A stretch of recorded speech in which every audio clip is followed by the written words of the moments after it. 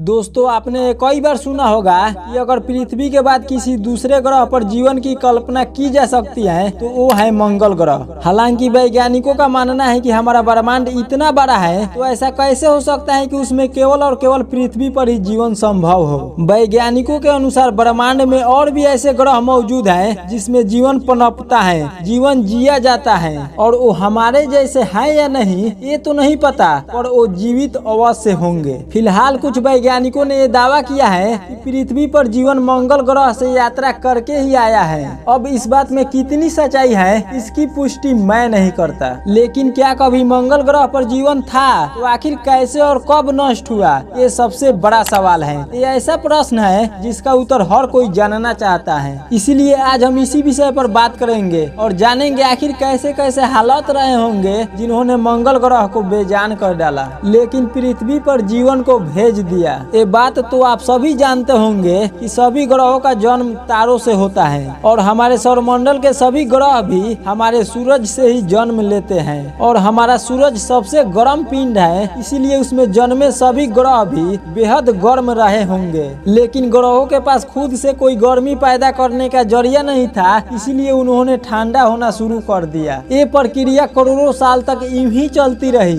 मंगल ग्रह जो कि पृथ्वी से काफी छोटा है और सूरज से इसकी दूरी काफी ज्यादा दूर है, इसलिए मंगल ग्रह पर करोड़ों साल पहले ही आदर्श तापमान बन गया था। जब जन्म से करोड़ों साल बाद भी हमारी पृथ्वी एक भट्टी की तरह तप रही थी, तब मंगल ग्रह पर अच्छा तापमान था और वहाँ पर स्वच्छ पानी के सागर बहने लगे थे और अतीत में पानी बहने के सबूत हमारे खोजयानों ने भी ढूंढ निकाले हैं। हमें मंगल पर पानी होने के सबूत मिले हैं। मंगल के इन्हीं महासागरों में सूक्ष्म बैक्टीरिया जन्म लेने लगे और किसी भी ग्रह पर जीवन का शुरुआत बैक्टीरिया के रूप में ही होता है, जबकि बड़े जीव बनने के लिए उन्हें एक लंबा समय तय करना पड़ता है, एक लंबी यात्रा से गुजरना होता है। जबकि मंगल ग्रह पर उन्हें वो समय नहीं मिला क्योंकि एक एस्टेरॉयड तेज गति से होते हुए मंगल ग्रह से टकरा गया, जिसके कारण हजारों परमाणु बम जितना उस एस्टेरॉयड से ऊर्जा निकली और मंगल ग्रह का ऊपरी हिस्सा समाप्त हो गया।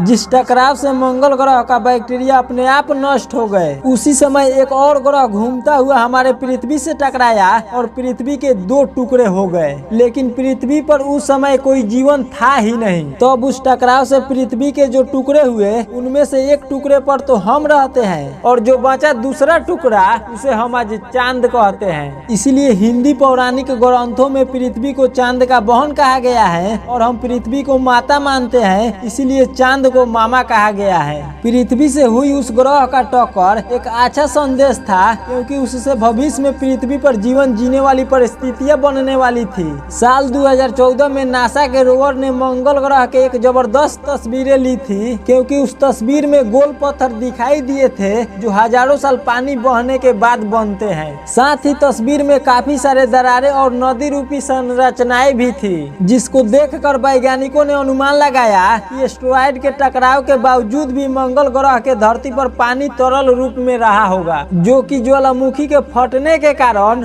भाप की अवस्था में बाहर निकला होगा। आपको ये भी पता होनी चाहिए कि मंगल ग्रह पर अनगिनत ज्वालामुखी है। माउंट एवरेस्ट की चोटी से 3 गुना ऊंचा मंगल ग्रह का ओलंपिस पर्वत भी असल में एक ज्वालामुखी ही है। जलवाष्प के रूप में ज्वालामुखियों ने जब पानी बाहर निकाला तो मंगल ग्रह पर बादल बने, जिसके कारण बारिश हुई और एक बार फिर से मंगल ग्रह पर जीवन पनपने लगा। लेकिन ये दूसरी बार पनपने वाली जीवन भी यहाँ लंबे समय तक नहीं चल सका क्योंकि सूरज से ज्यादा दूरी होने की वजह से मंगल ग्रह काफी ज्यादा ठंडा हो गया था और उसका पानी बर्फ में जम गया था। मंगल ग्रह पर अधिक ठंड होने के कारण उसके बैक्टीरिया जैसे सूक्ष्म जीव भी समाप्त होने लगे। दूसरी तरफ पृथ्वी के तापमान अब सही होने लगा था और चांद के गुरुत्वाकर्षण ने पृथ्वी तक एक महत्वपूर्ण स्थिति प्रदान की, जबकि ऐसी स्थिरता मंगल ग्रह पर नहीं था क्योंकि उनके दोनों उपग्रह बेहद ही छोटे हैं और उनका गुरुत्वाकर्षण बल मंगल ग्रह को एक दूरी पर बांधने लायक नहीं है। जबकि हमारा चांद काफी बड़ा है और उनका गुरुत्वाकर्षण बल हमारे पृथ्वी को एक तरफ झुका कर रखता है, जिसकी वजह से यहाँ पर सर्दी, गर्मी और बारिश वाले मौसम बन पाते हैं। पृथ्वी पर जीवन केवल मंगल ग्रह की तरह बैक्टीरिया में नहीं पनपा, बल्कि यहाँ पर समुद्रों में कई तरह के जीव विकसित होने लगे। उस समय पृथ्वी के पास पास ओजोन परत नहीं था,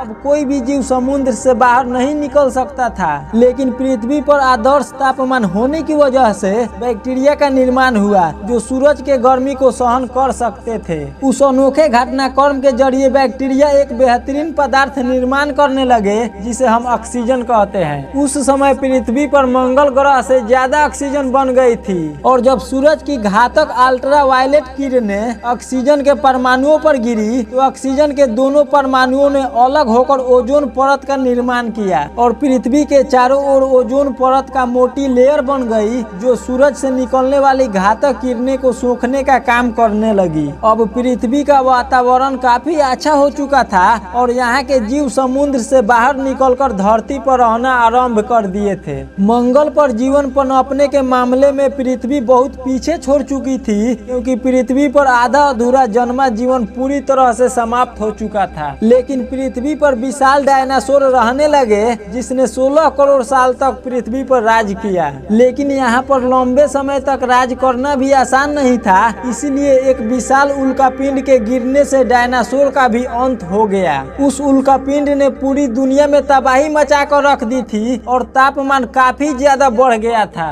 हजारों साल तक आसमान से आग की बारिश होती रही और एक बार फिर से पृथ्वी पूरी तरह से तबाह हो गई। आज से 6.5 करोड़ साल पहले धरती पर हर तरफ नर्क जैसा मंजर दिखाई देने लगे। लेकिन ये घटना हमारे लिए एक वरदान साबित होने वाली थी क्योंकि अगर डायनासोर का अंत नहीं होता तो हम यहाँ नहीं होते। उनके अंत के बाद स्तनधारी जीव के प्रजाति को आगे बढ़ने का मौका मिला। पीढ़ी दर पीढ़ी उनमें कई तरह के बदलाव देखने को मिले और करीब 6 करोड़ साल बाद इस बदलाव की वजह से इंसान जैसे बुद्धिमान प्रजाति का जन्म हुआ। जहाँ पहले डायनासोर अपनी ताकत के दम पर राज किया करते थे, वहाँ इंसान अब अपनी बुद्धिमानी के दम पर राज कर रहा है। हमने मौजूद हर साधन का इस्तेमाल करना सीखा और आज हम इतनी तरक्की कर लिए हैं कि धरती के किसी भी प्राणी को आसानी से खत्म कर सकते हैं। दोस्तों, ये तो आप मानते ही होंगे कि जीवन की संरचना इतनी आसान नहीं है क्योंकि जीवन केवल ऐसे ग्रह पर पनपता है जहाँ परिस्थितियाँ आदर्श हो और तापमान इतना आदर्श हो कि जल तरल अवस्था में रह सके। जहाँ हमारे चांद जैसे एक बड़ा उपग्रह भी हो जो अपने ग्रह को एकदम स्थिर रखे, जहाँ ओजोन लेयर हो जो सूरज की हानिकारक किरणें से बचाए रखे और जिस ग्रह की अपनी चुंबकीय शक्ति भी हो ताकि सौर तूफान की जीवन सुरक्षित रह सके। भले ही दोस्तों ब्रह्मांड में अरबों ग्रह हो लेकिन हमारी पृथ्वी जैसी आदर्श परिस्थितियाँ बहुत ही कम ग्रह पर रहे होंगे। लेकिन ऐसा भी नहीं है कि इस ब्रह्मांड में केवल हमारा ही ग्रह ऐसा है जहाँ अच्छा तापमान है, बल्कि उन ग्रहों पर एलियन भी ऐसे ही राज करते हैं जैसे हम पृथ्वी पर कर रहे हैं। जब तक पृथ्वी पर आदर्श परिस्थितियाँ रहेगी तब तक हम इंसान ऐसे ही रहेंगे, लेकिन हालात भी ऐसे कब तक रहेंगे क्योंकि ऐसे अनेक कारण हैं जिनसे फिर से पृथ्वी के हालात बिगड़ सकते हैं। ठीक वैसे ही जैसे 6.5 करोड़ साल पहले हुआ था और डायनासोर की तरह हमारा भी खात्मा हो जाएगा। क्या पता किसी एस्टेरॉयड से हमारी पृथ्वी टकरा सकती है या फिर किसी घातक वायरस से हमारा अंत हो सकता है या फिर हम इंसानी परमाणु बम या जैविक हथियार का इस्तेमाल करके जीवन का खात्मा कर सकते हैं। दोस्तों, कभी ना कभी पृथ्वी से जीवन खत्म होगा, लेकिन ये भी सच है कि हम इंसान की पूरी तरह से इस धरती से सफाया नहीं होगा क्योंकि हम इंसान इस धरती पर केवल 2 लाख सालों से ही रह रहे हैं, जबकि यहाँ जीवन अरबों सालों से है, जिसमें पृथ्वी ने हजारों मुसीबतों का सामना किया है। अनेकों बार यहाँ जीवन नष्ट हुआ है लेकिन फिर भी यहाँ जीवन पनपा है, यानी जीवन हालात के हिसाब से बदल लेता है। इसलिए अब अगर कोई भी घटना पृथ्वी पर होती है तो उससे भले ही हमारा खात्मा हो जाए, लेकिन जीवन को उपजाने वाली परिस्थितियाँ यहाँ अस्थायी रूप से खत्म नहीं होंगे और यहाँ एक बार फिर से जीवन पनपेगा। ठीक जैसे आज हम यहाँ पर राज करते हैं, ठीक वैसे ही यहाँ किसी और का राज होगा। ये प्रक्रिया शुरू से चलते आई है और आगे भी ऐसे ही चलते रहेगी। लेकिन यह बात भी है कि एक न एक दिन पृथ्वी का अंत जरूर होगा, जिसकी वजह बनेगा हमारा सूरज जो हमें जीवन देता है, क्योंकि सूरज ऊर्जा का भंडार है और जैसे जैसे इसका ईंधन खत्म हो रहा है वैसे वैसे इसका आकार भी बढ़ने लगा है। 2 अरब साल बाद सूरज 15% बढ़ चुका होगा और पृथ्वी काफी ज्यादा गर्म हो चुकी होगी और यहाँ से जीवन पूरी तरह से समाप्त होना आरंभ हो जाएगा। और जब सूरज का ईंधन पूरी तरह से समाप्त हो जाएगा तब इसका आकार पूरी तरह से बढ़ जाएगा। उस समय सूरज का फैलाव हमारी पृथ्वी तक पहुंच जाएगा और हमारी पृथ्वी पिघलकर सूरज में समा जाएगी। इसीलिए मैं इतना ही कहूँगा कि हमारी पृथ्वी अमर नहीं है और जिस तरह किसी भी चीज का जन्म होता है ठीक वैसे ही हमारी पृथ्वी का भी जन्म हुआ है और जिसका जन्म हुआ है उसका अंत निश्चित है। दोस्तों यह वीडियो कैसी लगी कमेंट करके जरूर बताइएगा और ऐसे ही वीडियो देखने के लिए हमारे चैनल को सब्सक्राइब जरूर कीजिएगा। जय हिंद, वंदे मातरम।